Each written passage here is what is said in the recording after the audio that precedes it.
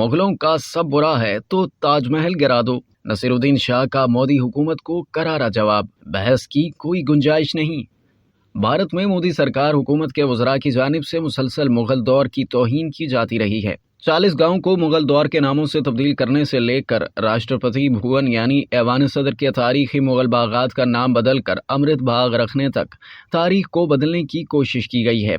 मुल्क में पोलराइजेशन के इस माहौल में मुगल सल्तनत की कहानियों पर मबनी online series Taj divided by blood आ रही है, जिसमें बॉलीवुड के वर्सटाइल अदाकार नसीरुद्दीन शाह अकबर बादशाह बने हैं, जबकि धर्मेंद्र सूफी बुजुर्ग शेख सलीम चिश्ती का किरदार अदा कर रहे हैं। इंडियन एक्सप्रेस को दिए गए एक इंटरव्यू के दौरान नसीरुद्दीन शाह से पूछा गया कि वो इस मुल्क को किस तरह देखते हैं, जहां ऐसा लगता है कि यहाँ तमाम गलत चीजें मुगलों की हैं। अदाकार ने जवाब दिया कि ये मुझे खुश करता है क्योंकि ये बिल्कुल मज़ाहिका खेज है। मेरा मतलब है कि लोग अकबर और नादिर शाह या बाबर के परदादा तैमूर जैसे कातिल हमलावर में फर्क नहीं बता सकते। ये वो लोग थे जो यहाँ लूट मार करने आए थे। मुगल यहाँ लूट मार करने नहीं आए थे, वो इसे अपना घर बनाने के लिए यहाँ आए थे और उन्होंने यही किया। उनके कंट्रीब्यूशन से कौन इनकार कर सकता है। उन्होंने मजीद कहा कि हो सकता है कि तारीख की किताबें मुगलों के लिए हिंदुस्तान की मकामी सकाफत की कीमत पर उनकी तस्बीह की हद तक मेहरबान थी, लेकिन तारीख में उनके वक्त को तबाहकुन के तौर पर ज़ाया नहीं किया जाना चाहिए।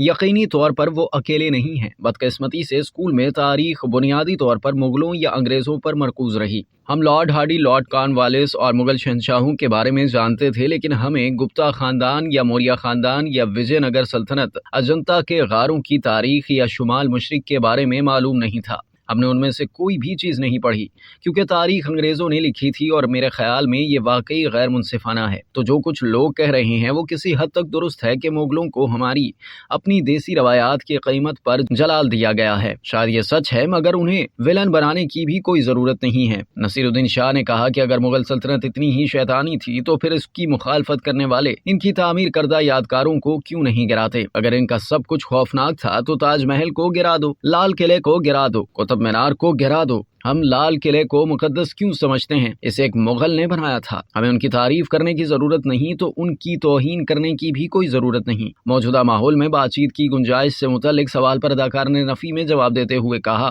कि टीपू सुल्तान को बदनाम किया गया है, वो शख्स जिसने अंग्रेजों को भगाने के लिए अपनी जान दे दी, और अब कहा जा रहा है कि क्या आप टीपू सुल्तान चाहते हैं या राम मंदिर। मेरा मतलब है ये कैसी मंतिक है। मैं नहीं समझता कि बहस की गुंजाइश है, क्योंकि वो कभी भी मेरा नुक्ता नजर नहीं देख सकते और मैं कभी उनका नुक्ता नजर नहीं देख सकता।